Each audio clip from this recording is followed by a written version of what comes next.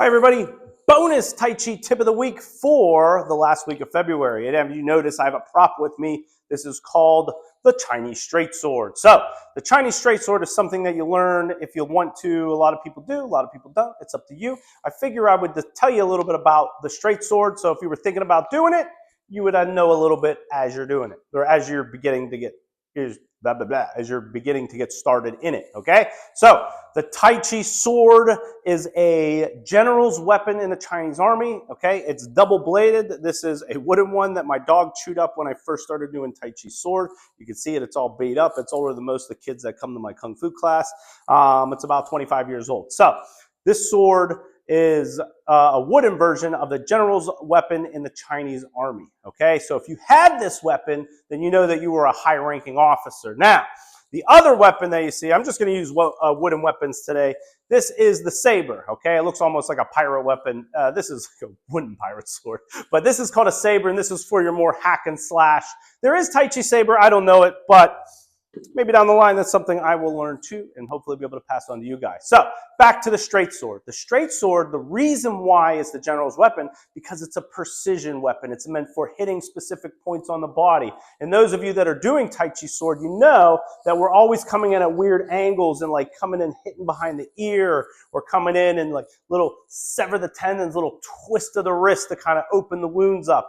This was the reason why it's so difficult, okay? Because it's a more precision striking weapon than it was for like the hack and slash infantry weapon, all right? So the reason why this is so good in Tai Chi is because it gives you another element of coordination, okay? And I talk about this all the time, coordinating as many things as possible. When you're doing, Tai Chi with just the open hand, or we call it empty hand, a lot of things going on. Now, add a weapon to that. Now, you might think that, well, it's just putting something in your hand. How difficult can it be? Well, the reason why it's so difficult is because it's just like an extension of your body, okay? It's much easier to do a palm strike than it is to do a circle and cut. You see the wrist is moving in a different way, okay? It's always focused on being relaxed, just like Tai Chi, but the wrist controls all the movement. And at high level Tai Chi, you know, because I talk about this sometimes, is that the more wrist movements that you do, the more fluid and beautiful the art becomes. So when you start working on Tai Chi sword, it might look like straight. You might look like a robot where you're chopping and you're doing things like that. But as you get more advanced, you'll notice you'll loosen the grip a little bit.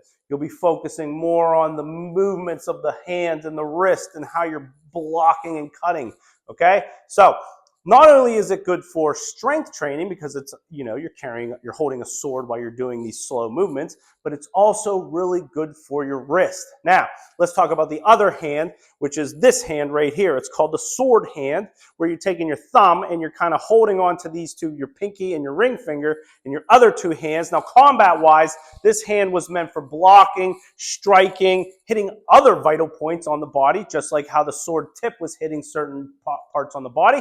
The fingertips were doing the same thing with the other hand, okay? You're still blocking with it. You're still striking with the sword. So, a lot different from almost any other weapon in Kung Fu or Tai Chi because it's so focused on precision. It's almost like fencing, okay? And Scott, you'll understand this because he's a old fencer, is that when you're doing fencing, you're not just thrusting your sword at somebody, you're trying to hit a specific spot. Well, at the meantime, you're parrying and not trying to get hit with their sword, okay? So there's a little intro to Tai Chi sword. I want to cover one kind of technique for those of you that have waited around this long to kind of listen to me blah, blah, blah about the sword, is that focusing when you're on here is when are you supposed to have a tight grip and then a loose grip, okay? Because you notice as I do things, the sword flows out. You see the wrist relax and then the tight grip as I thrust into my target. It's just like in a strike.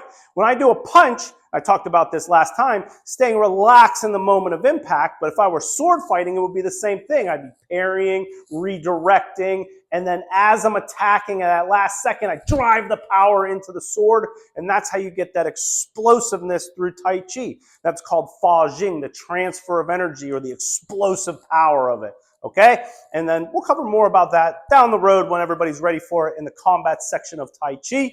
Thank you very much for listening to me talk this long, and I hope you guys Have a fantastic end of the month of February, guys. Qigong, I'll see your smiling faces in class in 3, 2, 1.